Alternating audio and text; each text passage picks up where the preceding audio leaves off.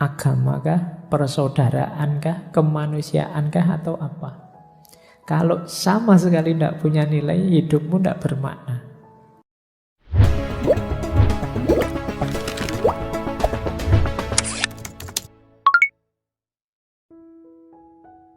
Inilah hidup yang sehat. Hidup yang sehat secara batin ya, secara spiritual. Kalau hidup sehat yang fisik, teman-teman mesti sudah ngerti. Nanti tolong ini jadikan standar. Apakah problem-problem tadi yang saya sebut banyak macam-macam tadi mampu tidak membawa kita ke sini? Jadi yang pertama, hidup sehat secara spiritual itu adalah hidup yang penuh makna dan sadar tujuan. Ayo teman-teman tanyakan pada dirimu, hidupmu ini untuk apa? Tujuannya mau kemana? Ini namanya aspek meaning.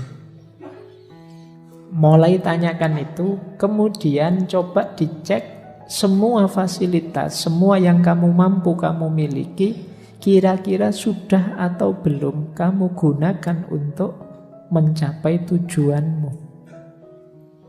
Nah, ini standar pertama ya. Ayo hidup yang bermakna. Bukan berarti kamu tidak boleh main HP, tapi HP-mu mendukung terhadap kebermaknaan hidupmu dan realisasi tujuan hidupmu. Yang kedua, value. Value itu hidup yang menghargai kepercayaan dan tatanan. Hidup yang punya standar. Ini baik, ini buruk, ini indah, kalau itu tidak. Ini namanya value. Kita diminta untuk hidup ini punya nilai. Biasanya untuk punya makna itu harus ada yang bernilai. Apa sih nilai-nilai yang kamu unggulkan, kamu pegangi dalam hidupmu? Agama kah? Persaudaraan kah? Kemanusiaan kah? Atau apa? Kalau sama sekali tidak punya nilai, hidupmu tidak bermakna. Rasionalitas kah? Atau kekayaan kah? Atau apa? Itu namanya value, nilai. Oke. Nah, yang ketiga, transenden.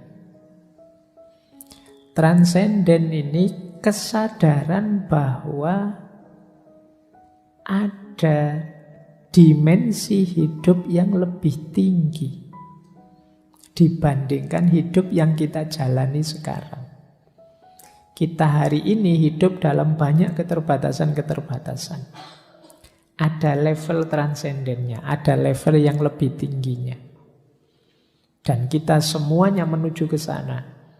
Nah, fasilitas-fasilitas tadi membantu ndak upaya kita untuk melakukan transendensi, melampaui situasi hari ini ke ranah yang lebih tinggi.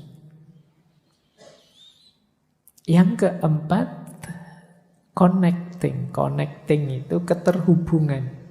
Kesadaran kita bahwa segala tujuan, makna, nilai, dan upaya transendensi tadi tidak mungkin kita jalankan sendiri tanpa keterkaitan dengan orang lain. Jadi sejauh mana perangkat, peralatan, fasilitas yang kita miliki tadi membantu kita semakin dekat, erat, terkoneksi dengan yang lain, atau jangan-jangan malah tambah pisah-pisah, tambah banyak permusuhan. Nah, itu coba nanti dievaluasi. Dan yang terakhir, becoming. Becoming itu hidup yang baik adalah hidup yang tambah lama tambah baik. Maka kita hendaknya melakukan refleksi, ini hidup saya tambah baik apa enggak ya? Kemarin saya gimana, sekarang gimana? Dulu saya zaman waktu SMA itu Pak, rajin tahajud Pak, ngaji. Sekarang sudah mahasiswa, wah, ya saya tidak berani ngomong Pak. Iya, tapi sekarang saya tambah pinter Pak, tambah ngerti dalil, tambah ngerti. Iya, Jadi coba dicek, kamu tambah baik apa enggak? Ya harusnya tambah mahasiswa. Kalau dulu tahajudnya 4 rakaat, ya sekarang 12 rakaat misalnya, itu sip. Dulu ngajinya 3 bulan sekali baru khatam, ya sekarang 1 bulan bisa khatam saya Pak. Itu luar biasa, meningkat namanya. Apakah begitu hidupmu atau tidak? Becoming atau tidak? Tambah baik, tambah baik. Nah, ayo ya dievaluasi. Biar tidak hanya yang sehat jasmani kita, rohani kita juga harus sehat, yaitu hidup yang bermakna, bernilai, transenden, connecting, dan becoming. Seperti apa sih mengaitkan kegelisahan moral tadi dengan kesini? Nah, itu tugas kalian masing-masing, mencari relevansinya untuk hidupmu. Bagaimana menggunakan, mentransformasi semua problem tadi jadi solusi demi hidup yang sehat secara rohani. Tidak hanya sehat jasmani. Baik, saya kira itu ya. Saya tadi pengen sebentar loh. Kok yo panjang banget ngomongnya, ndak apa-apa ya. Wis kadung. Silahkan, mungkin kita lanjutkan dengan sesi ngobrol. Kalau ada yang tanya silahkan, ada yang nanggapi silahkan, ada yang curhat silahkan, ada yang nembak juga silahkan. Sopo ngerti kalau di depan orang banyak gini. Yuk, monggo. Yes, silakan bagi teman-teman yang ingin dari yang putri. 1, 2 orang. Yang putra. Oke.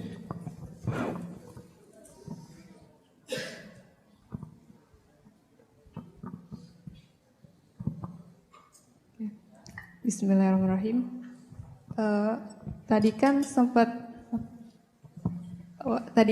dijelaskan mengenai berbuat baik. Nah, berbuat baik kan tadi sepenangkap saya itu kita memperlakukan seseorang sebagaimana kita ingin dilakukan. Tapi permasalahannya kan tiap orang itu kan memiliki, misalkan menurut kita baik tapi belum tentu menurut orang lain baik gitu Pak. Nah terus bagaimana menyikapi hal tersebut? Apakah kita harus egois pada suatu momen karena itu berrelasi dengan mental health kita gitu Pak. Misalkan contohnya, mungkin seseorang itu lebih cenderung berkomunikasi lewat private message daripada untuk langsung ditelepon langsung. Tapi di sisi lain seseorang itu lebih prefer untuk ditelepon langsung gitu Pak. Nah untuk menanggapi hal tersebut itu bagaimana? Terima kasih. Oke, dengan Mbak siapa? Nunik. Langsung gue nanti lupa. Baik, jadi perlakukan orang lain sebagaimana engkau ingin diperlakukan. Sebenarnya ini nanti dekat jalannya dengan istilah, saya pakai ini ya, empati. Jadi empati itu bukan kok aku berpikir yang baik untukmu seperti apa, tapi diawali dari seandainya aku di posisimu seperti apa. Jadi seandainya aku jadi orang yang posisi, kedudukan, cara berpikirnya seperti dirimu, yang baik untuk dirimu itu apa? Jadi pertimbangannya bukan dari aku, tapi dari kamu. Jadi misalnya saya dosen, ketemu mahasiswa, itu seandainya aku mahasiswa, sudah semester 14, dikejar-kejar, dipanggil-panggil, sementara seminar saja belum, betapa gelisahnya, betapa inunya. Nah itu yang membuatmu nyaman kira-kira apa di situasi itu aku berikan. Jadi titik berangkatnya dari dirinya, tidak dari diriku. Kalau dari diriku bisa saja nanti seperti tadi. Wong saya ndak butuh ini kok diberi ini. Meskipun menurut yang memberi itu baik. Nah, jadi terjadi miss karena berangkatnya dari yang memberi, yang ingin berbuat baik. Berangkat awalnya kebaikan itu melalui empati. Jadi titik awalnya orang yang ingin kita beri kebaikan. Misalnya kita ingin berbuat baik pada misalnya masyarakat tertentu yang belum ada listriknya misalnya, terus kamu ngeyel, saya belikan kulkas Pak, saya belikan, ya buat apa, misalnya tidak ada listrik. Posisikan dirimu di tempat mereka. Nah, jadi cara berpikirnya begitu. Itu kebetulan saya bawa ada quotes. Tapi ini tadi tidak janjian loh ya pertanyaannya. Jadi tentang moralitas, human morality is unthinkable without empathy. Moralitasnya manusia itu tidak bisa terfikirkan kalau tidak tanpa empati. Jadi harus ada empatinya. Empati itu berarti transposisi, memposisikan diri kita di posisi dia. Seandainya aku di posisinya, misalnya punya pandangan seperti ini dan tidak dihargai, mestinya dia marah. Oh kalau gitu aku akan menghargai pikirannya. Nah itu cara berpikirnya begitu. Jadi ya memang bukan dari kita, tapi berangkatnya dari dia. Itulah mengapa tadi kalau pakai teorinya Levinas, istilahnya kita ini melayani dia. Orang melayani itu kan dari perspektif yang dilayani, tidak dari perspektif kita.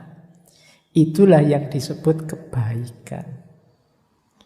Makanya tidak ada kok kebaikan itu memaksakan dari orang yang berbuat baik. Dia diawali dari pemahaman terhadap yang diberi kebaikan. Kuncinya di situ.